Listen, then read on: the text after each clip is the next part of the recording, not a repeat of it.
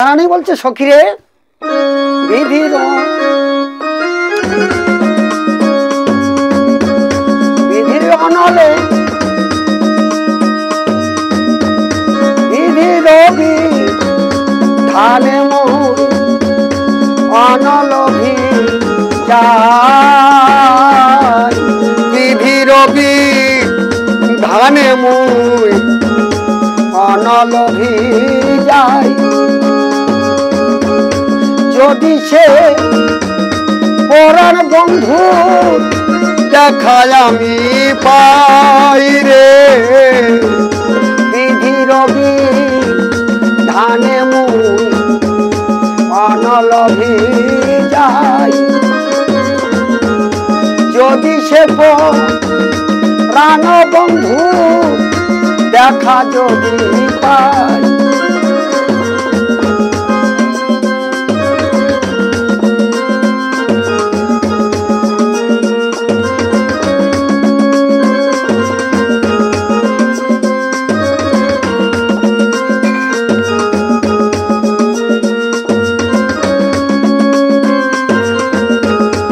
আমার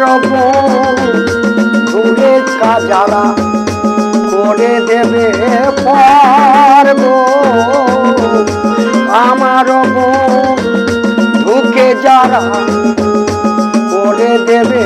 পার আমি তাদের অভিশাপ করব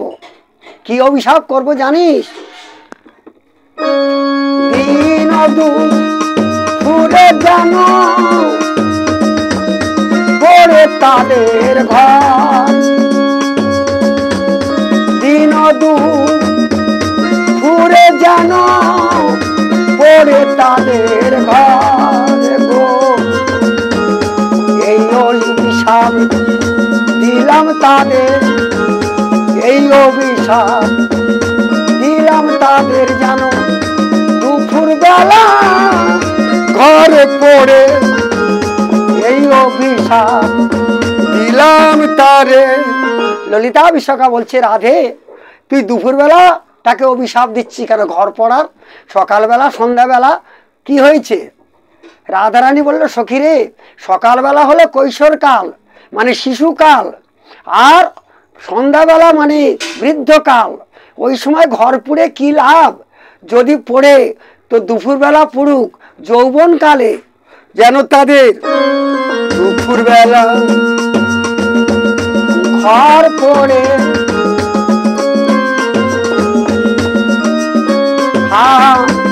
কৃষ্ণ বলে কেঁদে ফেরে যাব দুপুরবেলা তার ঘর পড়ে কৃষ্ণ বলে যেন কেঁদে মরে দুপুরবেলা যেন ঘর পড়ে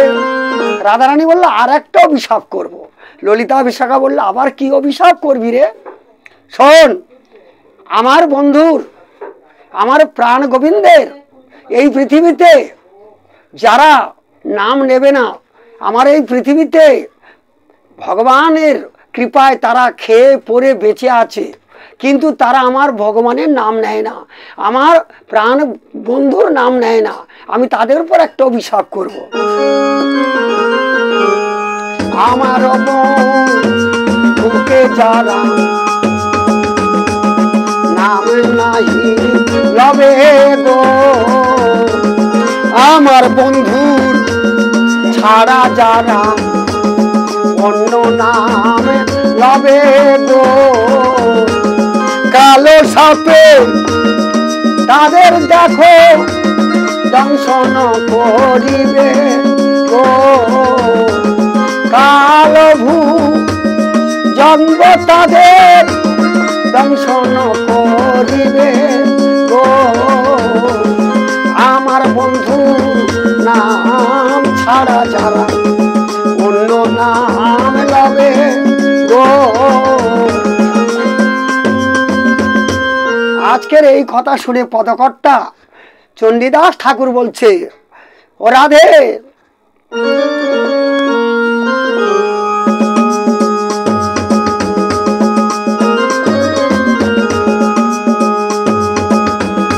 চণ্ডী